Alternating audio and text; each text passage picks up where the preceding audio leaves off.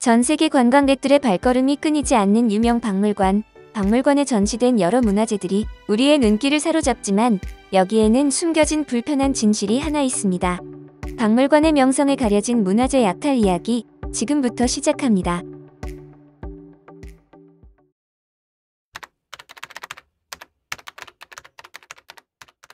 유네스코의 로고이자 첫 번째 세계문화유산인 그리스의 파르테논 신전은 기원전 5세기경 그리스가 페르시아 전쟁에서 거둔 승리를 기념하고 아테네의 수호 여신이자 전쟁과 지혜의 여신인 아테나를 위해 건축한 신전으로 당대 최고의 문화인과 건축가, 조각가가 신전의 건축에 참여했습니다.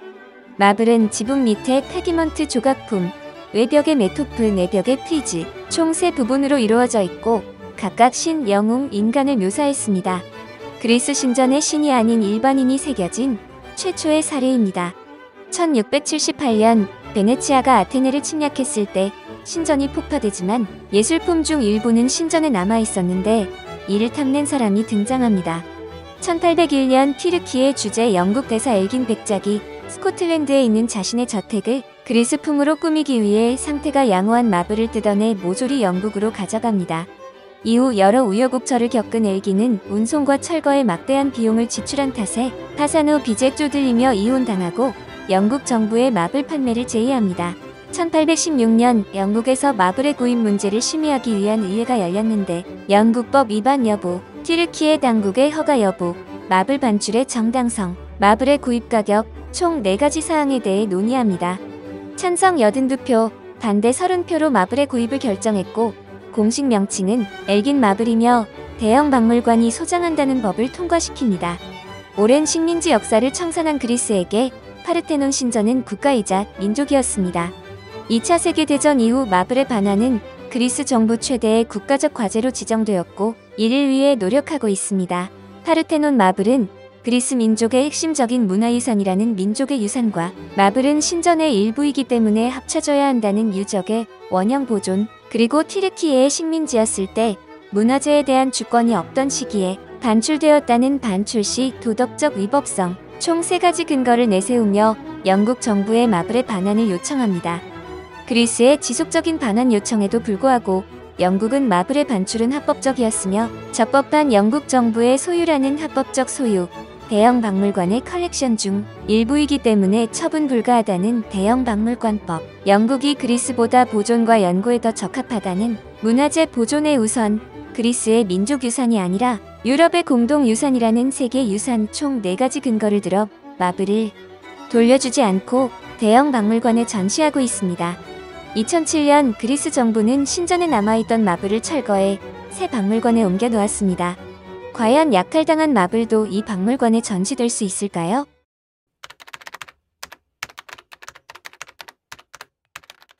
나폴레옹의 이집트 원정 당시 이를 발견한 비방 드농이 탁본을 뜨고 하나를 유럽에 출판해 큰 관심을 불러일으킨 벤데라 천궁도는 세계 최초의 천궁도입니다.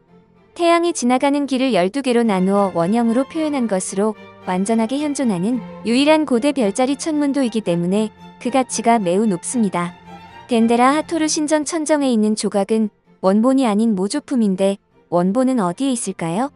1821년 프랑스 유물 수집가 세바스티앙 루이 솔니의 대리인들이 폭약을 터뜨려 진품을 뜯어내 프랑스로 가져갑니다. 1년 뒤 솔니가 프랑스 국왕 루이 18세에게 판매했으며 프랑스 국립박물관에 소장되었다가 1922년 루브르 박물관으로 옮겨졌고 이집트가 아닌 프랑스에서 많은 관광객들을 맞이하고 있습니다.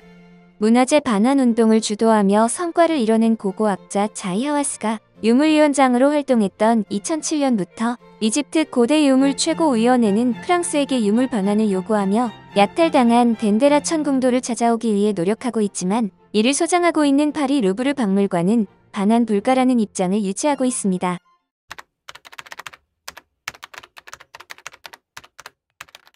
미국 하버드 대학교 세클러 박물관에는 한국 도자기 150점이 전시되어 있습니다. 삼국시대, 통일신라시대, 고려시대, 조선시대를 골고루 아우르는 도자기를 모아놓은 것으로 한국 전체 도자기 역사를 관통하는 일관된 컬렉션이라는 점에서 큰 가치를 지니고 있습니다. 그레고리 핸더슨 사망 후 그의 부인이 하버드 박물관에 기증한 것으로 그의 이름을 붙여 핸더슨 컬렉션이라고 합니다. 1940년대부터 60년대 초반까지 한국에서 외교관 생활을 한 핸더슨은 한국 문화재에 관심이 많았습니다. 1963년 한미 양국 간의 외교적 비밀 사항을 기자에게 발설한 것이 밝혀지면서 한국에서 추방당합니다. 이후 수집품은 아내가 정리해서 미국으로 가지고 갔는데 외교행랑으로 간주되어 검사받지 않았고 문화재 보호법이 허술했던 시대적 상황 속에서 컬렉션은 미국으로 건너갑니다. 이후 한국 정부는 핸더슨이 문화재를 불법적으로 반출했다며 반환을 요구하지만 그는 불법 반출이 아닌 단순한 수집이었고 정치적 공격이라며 반환을 거부합니다. 1988년 핸더슨 사망 후 한국 정부와 삼성이 이를 구입하려 했으나 거래는 성사되지 못합니다. 최근에 발견된 키신저 문서에 미국이 핸더슨 컬렉션의 문제점을 심각하게 생각하고 있었다는 내용이 담겨 있는데 이는 불법 반출된 문화재라는 것을 확증해줍니다. 과연 핸더슨 컬렉션을 되찾아올 수 있을까요? 이외에도 로제타 스톤과 타니스의 스핑크스, 네페르티티 흉상 등 여러 약탈 문화재가 있습니다. 문화재는 어디에 위치해 있든 간에 보존과 감상에 대한 관심은 같다는 문화 국제주의와 한 국가의 문화재는 그것이 제작된 땅에 속한다고 보는 문화 민족주의가 있는데 문화재를 소유하고 있는 박물관은 전자, 이를 찾아오려는 국가는 후자의 개념을 지지하며 총성 없는 전쟁을 벌이고 있습니다. 이를 소유하고 있는 유명 박물관들은 문화재의 역사적 가치가 아닌 박물관의 상업적 이익 때문에 반환을 거부하는 것은 아닐까요? 과연 약탈 문화재를 전시하고 있는 박물관을 진정 박물관이라고 부를 수 있을까요? 물론 여러 문제가 복잡하게 얽혀있기 때문에 감정적으로 해결할 수 있는 간단한 문제는 아닙니다. 역사의 무대에서 제국주의가 퇴장한 지 오래지만 잔재인 약탈 문화재 문제는 사라지지 않았기 때문에 이에 대해 고민하고 생각해 볼 필요는 있습니다. 당신의 생각은 어떤가요?